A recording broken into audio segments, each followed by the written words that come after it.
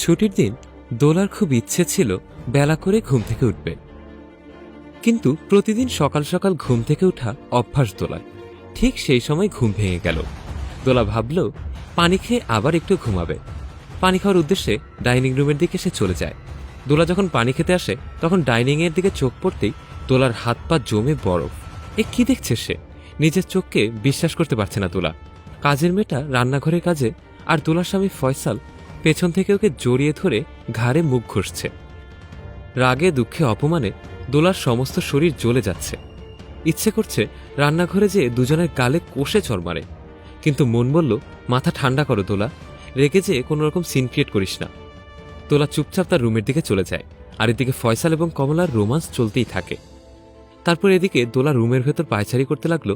মনে মনে ভাবছে, যে স্বামীকে এত বিশ্বাস করি, ভালোবাসি, আমার দুই মেয়ের বাবা, আর সে কিনা। দোলা একদম সহ্য করতে পারছে না, কিন্তু দোলাকে 7 দিনের জন্য সহ্য করতেই হবে, কারণ তার দুই মেয়ের ভবিষ্যৎ আছে। দোলা একটি ব্যাংকে চাকরি করে, আর ফয়সাল একটি কোম্পানিতে চাকরি করে। কোম্পানিটা ওর বন্ধুর। দুজনে টাকা সঞ্চয় করে একটি ফ্ল্যাট কেনার কথা হচ্ছে। 7 দিন পর ফ্ল্যাটটি দোলার নামে রেজিস্ট্রি হবে। দোলা ভাবছে, এখন যদি কোনো রকম চিৎকার চেঁচামেচি করি তাহলে হয়তো আমার নামে আর ফ্ল্যাট কেনা হবে না। আগে আমার হাতে ফ্ল্যাটের কাগজপত্র আসুক, তারপর ফয়সালকে মজা দেখাবো। এমন কথা বলে দোলা অফিসে যাওয়ার জন্য রেডি হয়ে চলে গেল। পরের দিন দোলা অফিস ছুটি করে বাসায় ঢুকতে গুনগুন শব্দ শুনতে পেল। দরজা আস্তে করে খুলে দেখে ফয়সাল সোফায় বসে আছে, আর কাজের মেয়ে কমলা ফয়সালের কোলে মাথা রেখে শুয়ে আছে। ফয়সাল কমলাকে নিয়ে রঙ্গলীলায় ব্যস্ত, আর কমলার মাথায় হাত বুলিয়ে বলছে, এই উঠো না, তোমার ম্যাডাম আসার সময় হয়েছে। দাঁড়াও না, তোমার কোলে মাথা রেখে ঘুমাতে খুবই ভালো লাগছে, উঠতে মন চাইছে না। ফয়সাল তখন কমলার কপালে চুমু দিয়ে বলল, সোনা পাখি, তুমি বুঝো না কেন? যদি আমাদের এই অবস্থায় তোমার ম্যাডাম দেখে ফেলে তাহলে তো 12টা বেজে যাবে। এমন কথা শুনে দোলার রাগে শরীর যেন জ্বলে পুড়ে যাচ্ছে। তারপর একটু পিছিয়ে সে ঠাসঠুস শব্দ করে। দোলার শব্দ পেয়ে কমলা দৌড়ে রান্নাঘরে চলে যায়, আর ফয়সাল সোফায় বসে ফোন চালানোর কাজে ব্যস্ত হয়ে পড়ে। দোলা রুমের ভেতর প্রবেশ করলে ফয়সাল উঠে তার স্ত্রী দোলাকে জড়িয়ে ধরে বলে, লক্ষ্মী বউ আমার, তুমি এসে গেছো। একটু মেকি হাসি দিয়ে দোলা বলল, তুমি টেবিলে বসো, আমি 5 মিনিটে ফ্রেশ হয়ে আসছি। 7 দিন পর দোলার নামে ফ্ল্যাটের রেজিস্ট্রি হবার পর দোলা বাসার ব্যালকনিতে মন খারাপ করে বসে আছে। আগামীকাল থেকে নতুন ফ্ল্যাটে সংসার সাজাবে। এই 7 দিন দোলা দোজখের আজাব ভোগ করেছে। সারা রাত দোলার ঘুম হয় না, তন্দ্রার মতো আসে, আবার চমকে আবারও জেগে ওঠে। কোনো খাবারই গলা দিয়ে নামতে চায় না। ব্যাংকে যেয়ে কাজ করেও শান্তি পায় না সে। বুকের ভেতর কেমন যেন খচখচ করতে থাকে। সবসময় মনে হয় ফয়সাল হয়তো অফিস বাদ দিয়ে বাড়ি চলে এসেছে।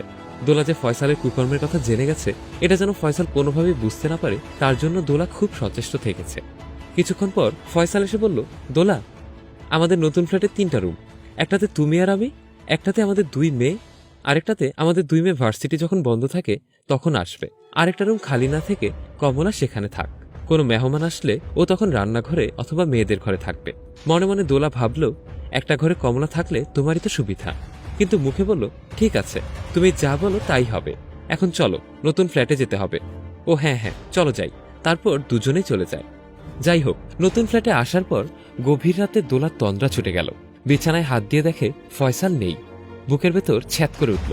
বাথরুমে উকি দিয়ে দেখল বাথরুমেও কেউ নেই। তারপর দোলা পা টিপে টিপে গেস্ট রুমের বন্ধ দরজায় কান পাতল। ভেতর থেকে ওদের দুজনার হালকা গলার আওয়াজ পাচ্ছে।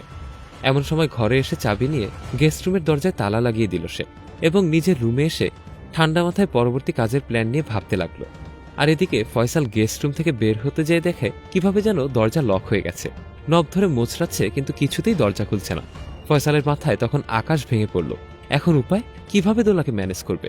অনেক চিন্তা করে ঠিক করলো এবং কমলাকে বলল, কমলা শুনো, আমি দোলাকে বলবো রাতে তোমার গোঙানির আওয়াজ পেয়ে আমি এই ঘরে এসেছি। আমি ঢোকার সাথে সাথে বাতাসে দরজা বন্ধ হয়ে অটো লক হয়ে গেছে। এমন কথা বলতে কমলা ভয়ে কান্নাকাটি শুরু করে দিয়ে ফিসফিস করে বলল, ম্যাডাম জানতে পারলে কি যে হবে? নিশ্চয়ই মারধর করে বাড়ি থেকে বের করে দিবে আমাকে।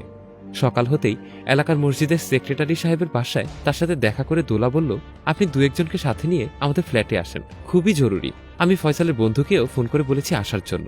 হুজুর তখন বলল, আচ্ছা ঠিক আছে, কিন্তু বিষয়টা কি সেটা তো বলবেন। আপনি আগে আমার বাসায় আসুন, তারপর সবাইকে একসাথ করে ঘটনা বলবো। আমি এক কথা বারবার বলা পছন্দ করি না। ও আচ্ছা ঠিক আছে, আপনি যান, আমি আসছি।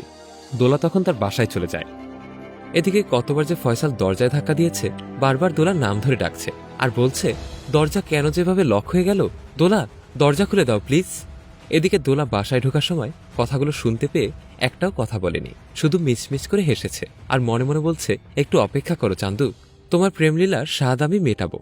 সকাল 9টার ভেতর সবাই এসে উপস্থিত, সবারই চোখে মুখে উৎকণ্ঠা, সবাই প্রশ্নবাণে দোলাকে জর্জরিত করছে। কি হয়েছে দোলা, সাত সকালে এত জরুরি তলব কেন, আর ফয়সাল কোথায়, ওকে দেখছি না যে? দোলা শান্তস্বরে বলল, প্লিজ আপনারা একটু চুপ করুন, আসুন আমার সাথে, সব প্রশ্নের জবাব পাবেন। এই বলে দোলা সবাইকে সাথে নিয়ে গেস্ট রুমের তালা খুলল। এত লোক দেখে ফয়সাল হতভম্ব হয়ে দাঁড়িয়ে আছে, আর কমলা এক কোনায় দাঁড়িয়ে থরথর করে কাঁপছে। গলা খাকারি দিয়ে দোলা বলল, এদেরকে এভাবে দেখে আপনারা সবাই অবাক হচ্ছেন তাই না? কিছুদিন ধরে এদের প্রেমলীলা চলছে, অনেক কষ্টে মুখ বুজে সহ্য করেছি, কিন্তু এখন আমি আর পারছি না। আজকে হাতে নাতে ধরে আপনাদের খবর দিলাম, আমি আর ফয়সালের সাথে থাকবো না। এখন ইমাম সাহেব এবং আপনাদের সামনে ওকে আমি 3 তালাক দিচ্ছি, খুব তাড়াতাড়ি কাগজপত্রেও তালাক দেব। আমি কোনো অবৈধ সম্পর্ক পছন্দ করি না। আমি চাই ফয়সাল কমলাকে বিয়ে করে বউ হিসেবে সাথে নিয়ে এক্ষুনি এই বাড়ি ছেড়ে চলে যাবে, এইটাই ওর বিশ্বাসঘাতকতার শাস্তি। ফয়সাল আত্মচিৎকার করে উঠল, না দোলা, আমার ভুল হয়ে গেছে, আমাকে ক্ষমা করে দাও, আমি তোমাকে, আমার মেয়েদেরকে ভালোবাসি। দোলা ঘৃণায় নাক মুখ কুচকে উঠল, একদোলা থুতু ফেলে বলল, খবরদার ভালোবাসার কথা মুখে নেবে না, ওই বাক্য তোমার মুখে মানায় না। ইমাম সাহেব, বিয়ের কাজ শুরু করুন। অসম্ভব, আমি কিছুতেই কমলাকে বিয়ে করব না। দোলা চিবিয়ে চিবিয়ে তখন বলল, বিয়ে করবে না মানে কি? একটা গরিব মেয়ে সর্বনাশ করবে আর আমি তোমাকে এমনি এমনি ছেড়ে দেব? স্বেচ্ছায় যদি বিয়েতে রাজি না হও, আমি এক্ষুনি থানায় ফোন করব। কমলার অভিভাবক হয়ে তোমার নামে ধর্ষণের মামলা করব। আমি যেটা করতে পারি সেটা নিশ্চয়ই তুমি বুঝতে পারছো। আধা ঘন্টার মধ্যে কমলার সাথে ফয়সালের বিয়ের কাজ সুসম্পন্ন হলো।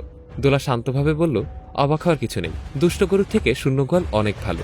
লম্পট স্বামীর সাথে সংসার করার চেয়ে বিধবা হয়ে থাকা অনেক বেশি সম্মানের, আর আমার সন্তানদের চরিত্রহীন বাপের পরিচয়ের থেকে পিতৃহীন হওয়া অনেক বেশি ভালো। ভিডিওটি ভালো লেগে থাকলে লাইক, কমেন্ট এবং শেয়ার করতে ভুলবেন না। কমেন্ট বক্সে জানান আপনার মূল্যবান মতামত। ফলো বাটনটি ক্লিক করুন আপডেট ভিডিওর জন্য। ধন্যবাদ।